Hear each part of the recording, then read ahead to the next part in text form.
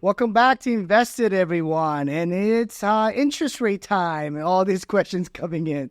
So I'm going to unpack this and read this person's individual question. And please understand some of the information I have is not total information. So I'm going to be making a lot of assumptions based on people's information that they provide. The question goes like this. Commercial multifamily interest rate quote seems high. What rates are you getting? I'm about to close on a commercial multifamily property. My lender is quoting 7.625 interest. I'm paying 20% down with 1.2 DSCR. DSCR stands for debt service coverage ratio. Given the adequate cash flow and having an established relationship with the bank, the rate seems high, considering rates are supposedly declining this month. What kind of rates are you seeing for commercial multifamily? Great question. Rates are all over the board, and it's going to really vary on the asset class, location, the profile, vintage, and all that stuff. So I'm going to use certain assumptions based on the information from this individual. 7.625 interest rate, 20% down, 1.2 DSCR. Those are the factual information I got. And with that, I'm going to unpack it for you. Number one, 20% down seems a lot, right? Because 20%, if you really think about it, it's a single family home. So when you go buy a home, not to get a PMI, most lender wants you to put in 20%. If you don't put 20% of equity down, you're going to get something called a PMI. So that's really related to more single family home. So I have to assume this individual might be a 4-unit or 3-unit apartment complex, but still falls under single family. Or another thing is that 1.2 DSCR.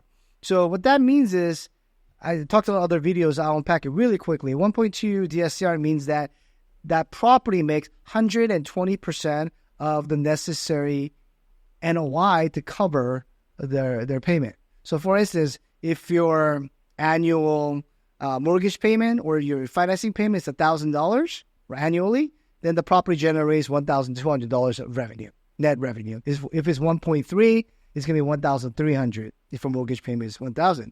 And that's going to vary because if your interest rate is 7 and your NOI is XYZ, depending on the lender's DSCR requirement, the loan proceeds is going to be different. So this individual paying 20% down might be that the property has high net revenue. So what we call that in industry, self-performing asset. The lender might be inclined to have you put down less equity, and they're willing to give you 80% LTV, loan to value. And as a lot of professionals here or viewers who own a home or some other commercial real estate, 80% LTV is really high. Even in a very robust, good market, most lenders do not feel comfortable with 80% loan to value. Ideally, in a robust market, when we had the low interest rate, they were funding a maybe 70, 72% LTV. So 80% is very high. So when the lender's taking that much more risk, they're going to have a premium as what we call the spread to their rate. So that's called the interest rate spread.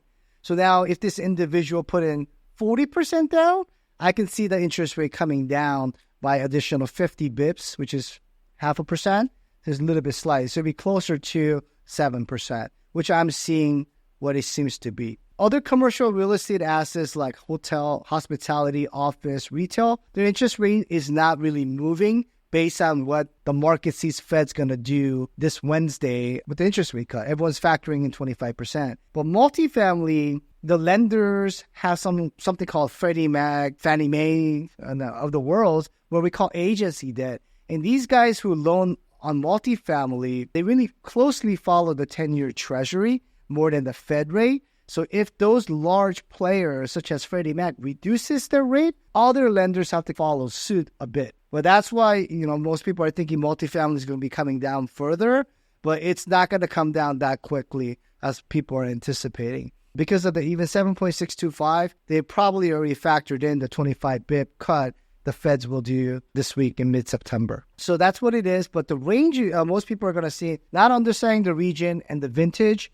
if it's going to be a 100-unit, 200-unit, even a 4-unit. If you're in a very dynamic market where it's tier 1, gateway cities, you're really looking at, if it's a strong asset, fully occupied, stabilized, you're really looking at mid-6s, honestly, what you're seeing right now. And they probably want 35-40% of equity. If you're in a little bit more rural, slower region where the lenders might see this more risk, you're going to be closer to that 7.2575 number still. So those are going to be the ranges for September, October to this year, to 2024. I don't have a crystal ball, but because of the current landscape of the market, Fed may have to cut a little bit more rates in 2025 throughout the new administration takes office next year. There's going to be a lot of pressure, even though the Fed says we're not pressured by political blah, blah, blah. That's not really true. All these guys, after they become the Fed chair, they lead to the private market. There's a lot of pressure from lenders like banks, JP Morgans of the world, Goldman's of the world, plus politicians, because politicians likes to get reelected. So they want the economy to do better or feel better. And what the tools the Fed have is to cut rates and print more money. So we'll see that coming down a little bit, and the rates will move down accordingly. But don't expect 3.5%, 4% rates that historically we've seen the last 10 years. So that's my predictions or my thoughts are. If you found this content helpful, please like, subscribe, and follow. Thank you very much.